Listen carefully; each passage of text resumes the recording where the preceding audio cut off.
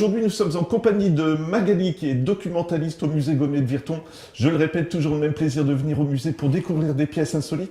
Et là, c'est une pièce, on va dire, symbolique du musée. Qu'est-ce qu'on va découvrir? Oui, on va découvrir une horloge très ancienne qui fête son anniversaire cette année.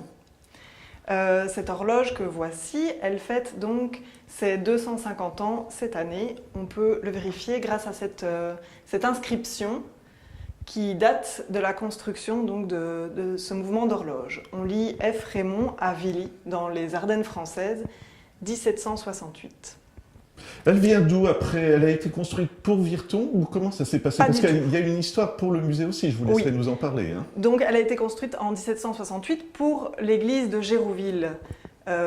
Mais en 1947, des travaux sont réalisés à l'église de Gérouville, dans le clocher, et le mouvement qui à l'époque ne fonctionne plus est relégué pour être déposé à la ferraille, mais plus en tant que mouvement d'horloge. Et à ce moment-là, un horloger virtonais, Jean d'Hermant, repère le mouvement et décide de le réparer en collaboration avec son fils, lui-même artisan horloger. Et donc il répare pendant une année le mouvement d'horloge et Edmond Fous, le conservateur du musée, demande à racheter cette horloge pour pouvoir l'utiliser ici au musée.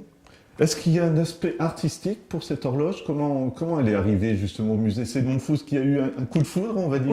Oui. Il a eu le coup de foudre pour cette horloge qui est une horloge donc gaumaise. Donc lui, étant fondateur du musée Gommet, essaye de ramener tous les objets de la vie quotidienne gaumaise ici au musée. Et donc cette horloge, qui est un mouvement très ancien et relativement exceptionnel, on a 2 mouvements d'horloge au musée, dont celui-ci, c'est un objet qu'on ne rencontre pas tous les jours, donc c'est assez exceptionnel de le ramener au musée. À tel point que le musée, dans sa conception, on va construire quasiment un bâtiment pour cette horloge. Je vous laisse nous expliquer, parce que je disais symbolique, c'est vrai que quand on rentre, on voit le musée, mais on voit aussi l'horloge. C'est ça. Donc le mouvement d'horloge, Edmond Fous l'acquiert au début des années 50. Et quelques années après, il a la possibilité d'acquérir l'horloge elle-même de l'église de Gérouville. Et ça lui permet de réaliser un objectif, une idée qu'il avait depuis longtemps, l'idée d'ajouter au bâtiment du musée Gommet une tour beffroi qui comporterait donc cette horloge en état de marche. Alors on va rajouter, par contre au fronton, il y a l'horloge, mais il y a une autre pièce qui a aussi un anniversaire. Si Tout à fait. Donc l'horloge fête son 250e anniversaire et on la place dans le clocher en 1968 quand on construit cette tour beffroi. Et en même temps que l'horloge, on ajoute à cette tour beffroi un jacquemart qui est le 3e de Belgique à l'époque. Aujourd'hui il y en a 6, mais à l'époque c'était le 3e. Et donc ce jacquemart est relié au mouvement d'horloge et sonne toutes les heures pile, oui. Voilà. Le jacquemart, c'est quoi? Je suis désolé, je pose la question, c'est naïf. C'est un prêtre, c'est quoi?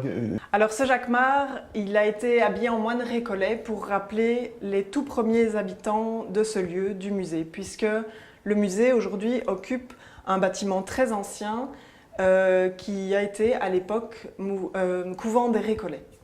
Et c'est une œuvre d'art quand même, le jacquemart, finalement, parce que l'œuvre, là, c'est de l'horlogerie, c'est pas méchant de la façon dont je le dis, mais c'est une statue quand même, c'est quelque chose de très beau quand on le voit. C'est une statue, oui, c'est une statue qui a été dorée à la feuille, et donc oui, on la voit de loin, et c'est vraiment le symbole du musée, et même un peu plus largement un symbole virtonais, puisque c'est souvent repris dans les brochures touristiques ou dans les brochures de promotion de la ville de Virton, oui. Voilà, j'ai une toute dernière question, Magali.